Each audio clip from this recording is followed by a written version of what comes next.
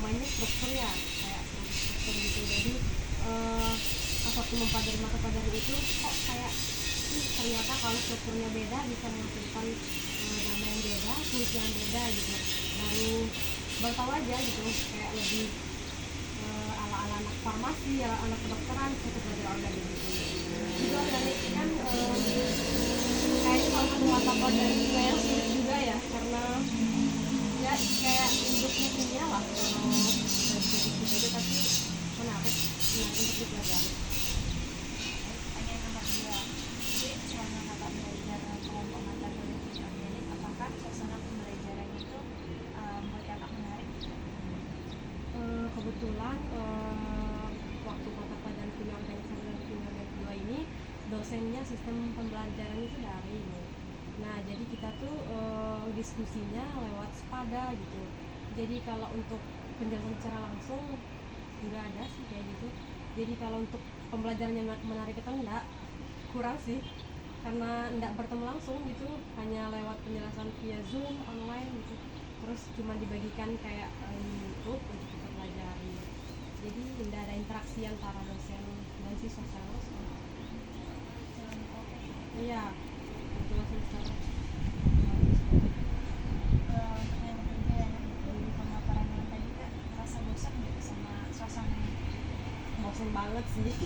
Yang harusnya kayak kan kayak untuk mempelajari struktur itu misalnya ada yang 3 dimensi gitu kan, seandainya secara langsung mungkin kita bisa dilihatin, oh gini loh ternyata strukturnya.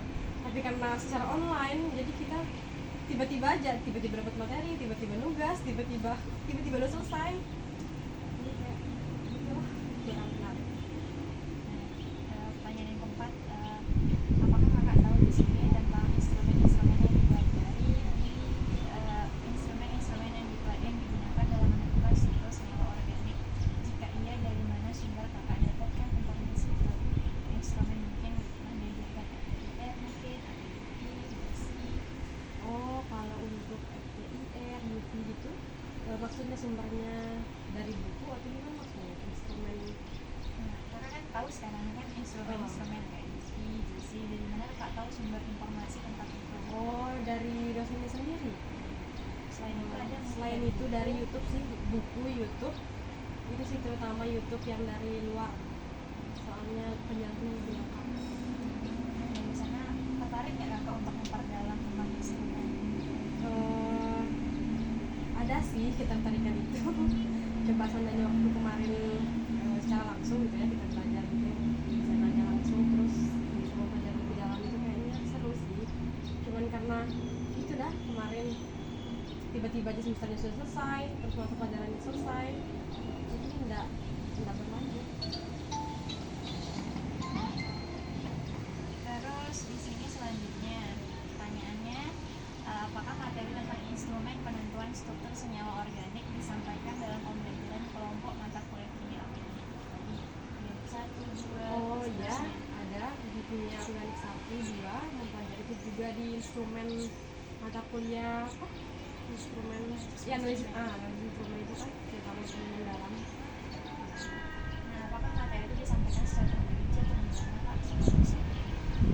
Kalau dalam pengelompokan organik 1 dan 2 itu jujur enggak, cuman kayak dikasih link, itu pun link pembelajarannya enggak, karena pakai bahasa asing ya, maksudnya pakai bahasa Inggris itu, jadi kayak ya agak susah. Beda waktu analisis instrumen, kebetulan mempelajari lebih dalam ya tentang FTIR itu. Nah disitulah justru lebih jelas. Tapi kalau untuk belajar organik 1, organik 2 ya Nah, untuk memahami struktur pada perkuliahan kelompok kimia organik, apakah kakak perlu diperbanyak materi tentang analisis instrumen kayak tadi FTIR, UV, GC, HPLC, kira-kira itu perlu diperbanyak kakak untuk memperdalam pengetahuan? ya perlu gitu, terutama buat yang misalnya ada yang mau lanjut gitu ya,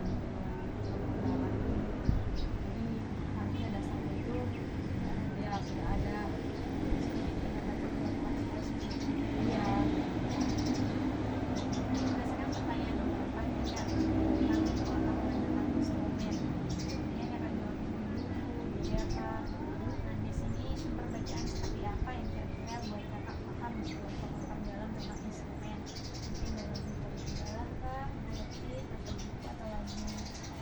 Kayaknya majalah itu bagus deh, buletin juga.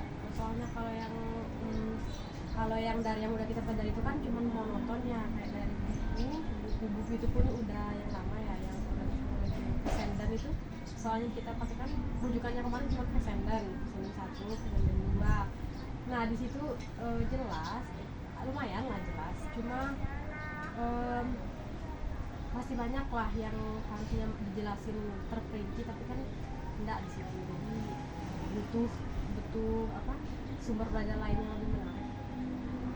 Baik, pertanyaan selanjutnya kak, nah jika materi penanggulangan struktur senyawa tidak disajikan dalam bentuk majalah, maka hal tersebut akan menjadi menarik minat untuk memperdalam instrumen.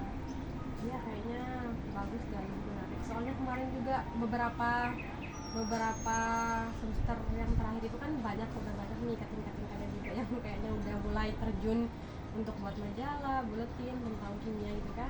Nah dari yang saya lihat udah pernah dikirim gitu, menarik dari segi gambar semua gitu, kayak lebih ya karena lebih berwarna, penjelasannya juga bentuk font dan segala macam terbaru gitu, jadi lebih menarik, bagus untuk dikembangkan gitu.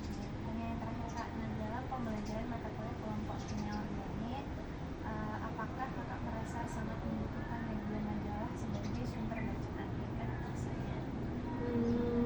Menurut saya apakah penting? Majalah itu sebagai medianya. Penting, menurut saya sangat penting, karena kan majalah atau buletin ini kan bisa jadi keterbaruan dari sumber bacaan yang sudah ada. Nah karena di kimia juga belum terlalu banyak dan belum terlalu dikenal ya, kayak untuk secara umum, selain dari buku yang biasa, buku paketan biasa kan tidak terlalu, kayak majalah itu belum terlalu dikenal lah, belum banyak tersebar lah istilahnya. Jadi penting untuk dikembangkan, dan kalau ada yang membuat dan sebagainya itu bagus. Berarti bagus Ya, media bagus untuk memperdalam banget sih.